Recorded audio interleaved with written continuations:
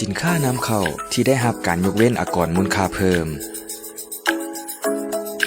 อากรมูลค่าเพิ่มแม่นอากรที่เก็บตามมูลค่าสินค้าและการบริการที่เพิ่มขึ้นจากการนำเข้าสินค้าการสนองสินค้าและการบริการอยู่ภายในประเทศซึ่งผู้สมไส้สุดท้ายเป็นผู้เสียโดยอิงตามกฎหมายว่าด้วยอากรมูลค่าเพิ่มฉบับปรับปรุงเลขที่60/สพสลงวันที่28มิถุนายน2024มาตราที่12กำหนดไว้ว่าสินค้านำเข้าที่ถูกยกเว้นอากรมูลค่าเพิ่มมีดังนี้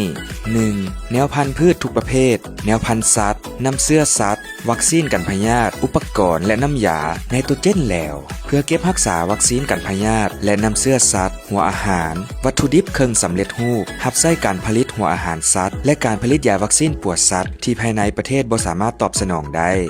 2. วัตถุดิบที่นำใช้ในอุตสาหกรรมปรุงแต่งผลิตภัณฑ์กสิกรรมเป็นต้นการผลิตฝุ่นวิทยาศาสตร์ยาปราบศัตรูพืชที่เป็นอันตรายน้อยตามที่ได้กำหนดไว้ในกฎหมายที่เกี่ยวข้องที่ภายในประเทศบ่สามารถตอบสนองได้ 3. วัตถุอุปกรณ์และเครื่องกลจักรรับใช้เวียกงานกสิกรรมที่ภายในประเทศบ่สามารถตอบสนองได้ 4. เคมีเพื่อการค้นคว้าทดลองการวิจัยวิทยาศาสตร์ขององค์การจัดตั้งรัฐโดยการอนุญาตจากแขนงการที่เกี่ยวข้อง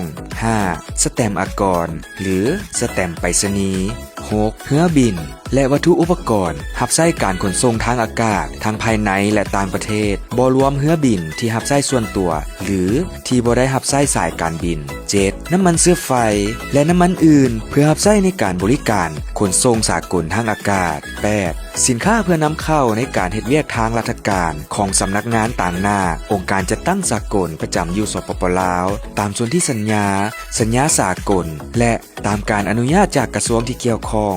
9. ปึ้มแบบเรียนแบบสอนอุปกรณ์ที่ทันสมัยเพื่อรับใช้ในการเรียนการสอนรับใช้ในห้องค้นคว้าและทดลองโดยการอนุญาตจากกระทรวงที่เกี่ยวข้อง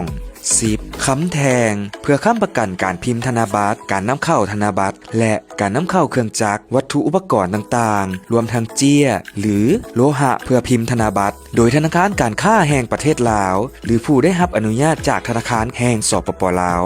11. ยาปวดสัตว์อวัยวะเทียมเพื่อเปลี่ยนถ่ายในห่างกายของสัตว์ 12. ยาพื้นเมืองอวัยวะเทียมเพื่อเปลี่ยนถ่ายใส่ห่างกายของคนเลือดคนเครื่องค้ำสูและล่อรับใช้คนเจ็บคนพิการและผู้สูงอายุ 13. เครื่องมืออุปกรณ์การแพทย์เครื่องวิเคราะห์ต่างๆบรรดาห้องหมอสุขศาลาของรัฐเพื่อรับใช้บริการสังคมโดยการอนุญาตจากแขนงการที่เกี่ยวข้อง 14. ยานพาหนะและเครื่องจักรรับใช้เวียกงานวิชาเฉพาะเคลื่อนไหวรับใช้สาธารณประโยชน์เป็นต้นรถดับเพลิงรถรับส่งคนเจ็บรถกู้ภัยรถเฉพาะซ่อมแปลงเคลื่อนที่รถถ่ายทอดสดโทรภาพวิทยุเครื่องวัดแทกมลพิษของรัฐและองค์การจัดตั้งสังคมโดยการอนุญาตจากแขนงการที่เกี่ยวข้อง 15. ยานพาหนะและอุปกรณ์เทคนิครับใช้เวียกงานป้องกันชาติป้องกันความสงบยกเว้นรถรับใช้เวียกงานบริหาร 16. เครื่องรับใช้บางประเภทและของขวัญนักศึกษาพนักงานรัฐกรนักการทูตที่สำเร็จเวียกงานอยู่ต่างประเทศและคนต่างประเทศที่มีจุดประสงค์ยกย้ายมาอยู่สปป.ลาวแบบถาวรตามที่ได้กำหนดไว้ในกฎหมายว่าด้วยภาษียกเว้นวัตถุสิ่งของที่ได้จากการสืบทอดมูลมรดก